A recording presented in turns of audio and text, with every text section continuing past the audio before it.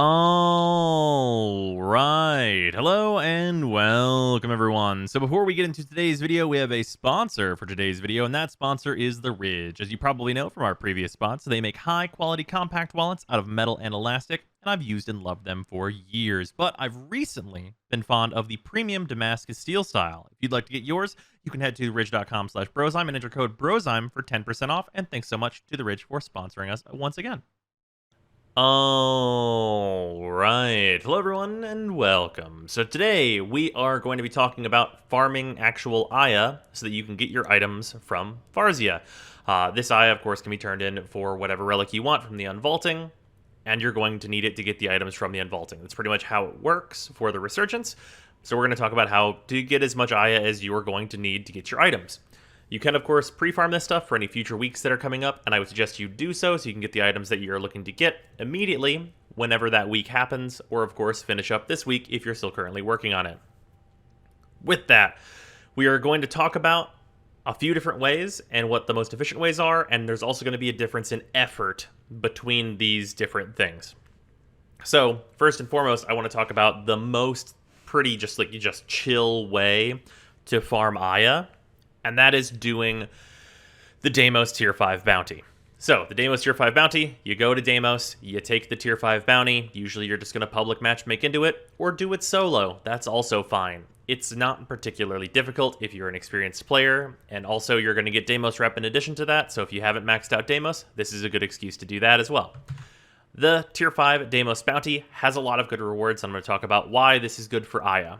First and foremost, Stage 1, there is actually no chance of Aya. However, of note, there is 1,000 Endo at a 45% chance, and then otherwise an Amber Star, both of which are pretty solid rewards for Stage 1. So, some solid things in there. Stages 2 and 3 both have a 28% chance for an Aya, and Stage 4 has a 22% chance for an Aya. And at Stage 5, if you've done all the bonus objectives, which I don't think are particularly hard, you should be able to do that, you are going to roll twice on the final stage. And the final stage has a 43% chance for Aya. So overall, from doing one of these Tier 5 bounties, which take, let's call it 12 to 15 minutes or so, depending on, what missions you get, you're going to get 5 rolls, and every single one of those rolls is above 20% chance, and of course, 2 of those rolls are nearly a coin flip in terms of you getting Aya. This is, by far, the best way to farm Aya if you also want to watch a YouTube video, or a Netflix show, or a podcast, or what have you. If you're just looking to chill out, this is by far the best way to get the Aya. No competition, at least in my opinion. For that, there are 2 other ways that are in contention. One of which is one that I don't think that you should do as compared to Cambion Drift, but it is available, and I think it is better than it was before, and that is Uko. So Uko is the capture in the void, and you can see that this has an 8.33% chance to give you Aya. So, some people have said that this is a nerf over the way that the previous system did it, because there used to be 2 unvaulted relics in this drop table, which would equal about 12% drop rate. But instead of making this, like a 6% chance and just replacing like one of them, they actually bumped up the chance on Uko to 8.3 for Aya. And because Aya can get you any relic, I think this is actually a buff overall, because in the case, which was usually the case, if you were going to Uko before to try and get one of your relics, you only had a 6% chance to get the relic you were looking for.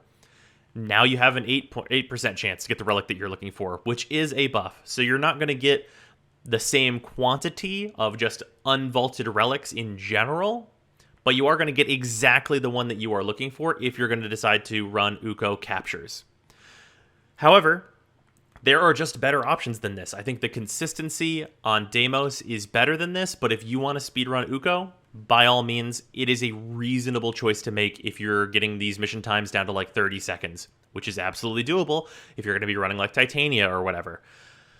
However, there's also a much better place to do kind of this exact same thing, and that is the Ghoul bounties. Specifically, the first Ghoul bounty, and specifically only Stage 1 of the Ghoul bounty. Stage 1 of the first Ghoul bounty has a 26.47% chance to drop you Aya. So that's, 1 in 4 gonna get Aya for stage 1. Because this is stage 1, this is a quit farm. And what I mean by that is you're not going to do the rest of these stages. Like, you're not going to go and get this, 8% chance that comes after it, or this 7% chance down here. You're not going to interact with those at all. You're going to do stage 1, get the reward, and reset. That's how this Ghoul bounty farm works, and I want to talk about how to do this quit farm in kind of the fastest way possible, and how you should set it up to be advantageous for yourself so you can get the most out of it. Because overall, if you want to put in, more effort and have to pay more attention, this is, I think, going to on average get you way more Aya. So if you're looking to speed farm it, this is probably the way to do it. For that, I've got Wukong here. This is mostly just so it's easier to explain things, because Wukong's clone can do a lot of the killing and stuff that's involved. And basically, you're going to go into it with whatever Warframe you want, a decent AoE weapon, and or a decent AoE Warframe. Mesa also works fantastic for this, or any kind of explosion Warframe. You could use Warframes that group, like Vauban's fine. Anything that can kill a lot of enemies in an area, basically. And you are going to also make sure you have an Arcwing. After that, this is pretty simple. The ghouls have to be active, so if there's not a ghoul purge happening, these missions literally aren't available. Which means this is only available for, a limited amount of time, but the ghouls come back pretty frequently.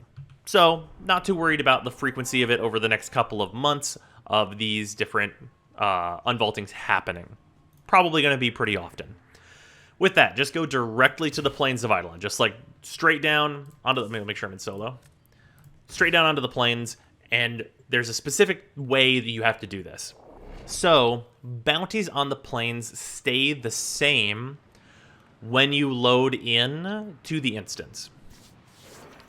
So whenever I load in here, if you're taking your bounties from the plains, which would normally be from this terminal right here, this is where you would check, these missions, if you start Eliminate a Ghoul Alpha up, the first part of this mission is going to remain the same as long as you stay out here and keep, failing the mission after stage 1 and keep restarting this. It's going to remain the same for as long as you want to keep doing it. So the key to doing this is you want to start this up, get a good stage 1, and if you don't get a good stage 1, you walk into Cetus and walk back out until you do get a good stage 1.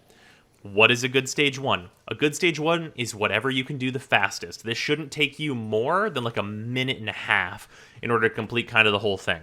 So, hopefully we get a good one. If we don't, we're just going to show the reset process. Start this up. Kanzu's going to say a lot of words to you. You're going to hit escape and click the Nightwave, and then he's going to stop talking. And then you're going to get your objective faster.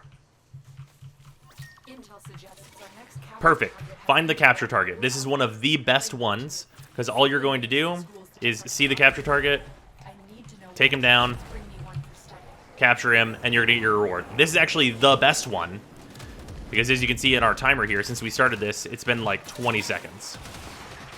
You also don't have to worry about the bonus at all. So we got that stage 1, and that's all we're here for.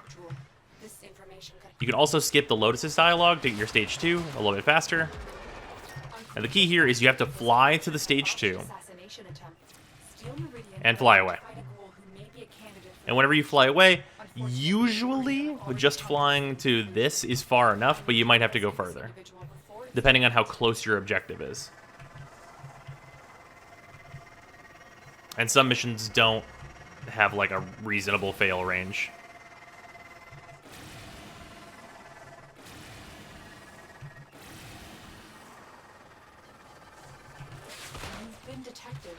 There we go. Just activate the time limit this way, because the runaway is not great. You can see we're a minute and a half. I should have just activated them right away. Yeah, that's 15 seconds, then it'll fail us out. And then we can just start up another one. We have a thumper here, but we can just ignore that. That's not a big deal.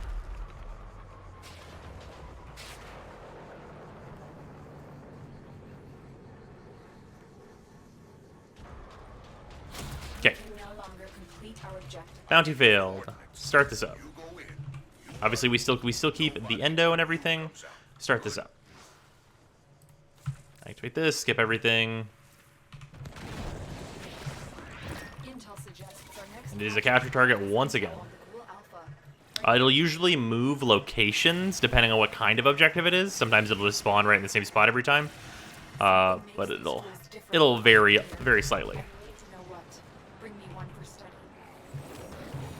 And you can see you get that timer reset and everything, so it's pretty easy to know exactly what you're doing. Captured. Another 300 endo. We just cancel out of the Lotus's dialogue there again, so that she can give us another objective. Yeah, what you don't want to do is complete this objective. Okay, that time limit has started, so now we can run away.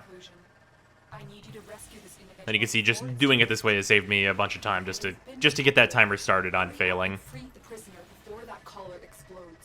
Yeah, this is basically how it works. I'll do a couple more of these because obviously, like, they're not long. And really the whole thing is just, if you have a bad setup, go back into Cetus. I will note that on rotation, capture is not always available. There's usually like 3 different objectives that the first one can be, and this capture is not always one. But there's usually like an assassination target one, which is pretty fast, or some other pretty quick stage one that you can go through.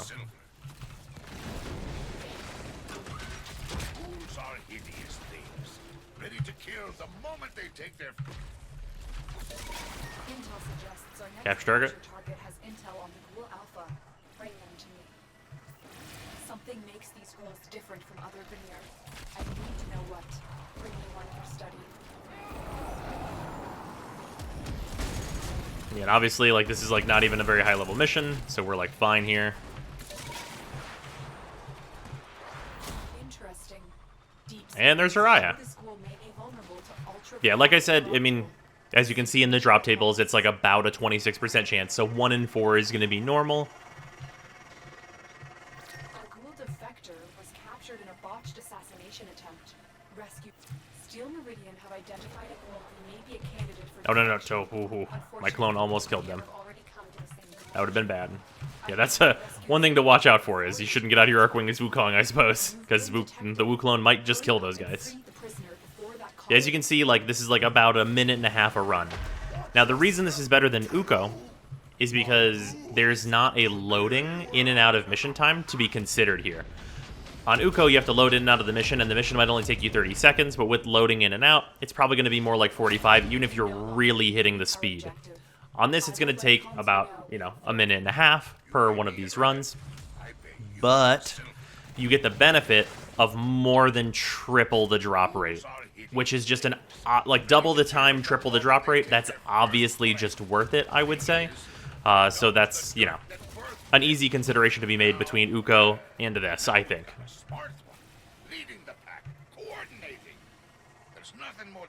Something makes these ghouls different from other veneer.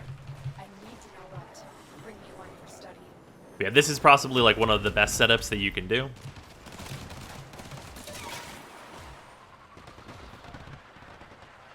Interesting. Deep scan. Yeah, adrenaline. This ghoul may be vulnerable to ultra-refined Groctrol. And adrenaline also, notable, if you don't have it, really good mod.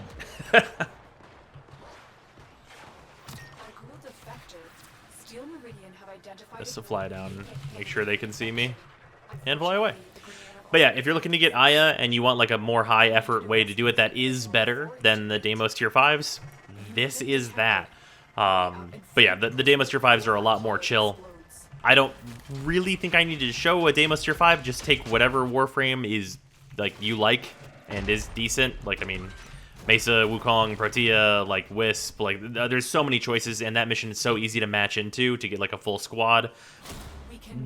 And it's also like, yeah, it's not very particular. If you want to do those Deimos bounties, that's also going to be it's a very chill experience of mostly just hanging out.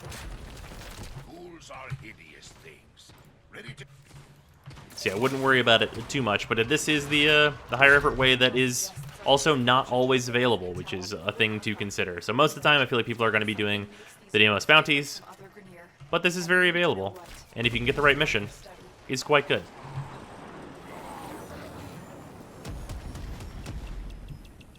Because on Deimos, you're going to average, you know, like 2 per mission of the Aya, and those take, you know, 12 to 15 minutes. So per hour, you're getting like 8 or so.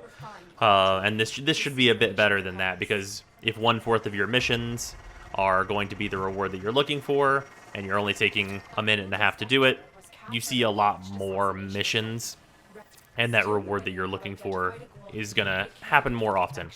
Of course, that is always subject to variance, but yeah, that's what's what. And that's going to do it. There's really not much more to it. Just wanted to talk about like the efficient ways to farm Aya, and I will see you guys next time.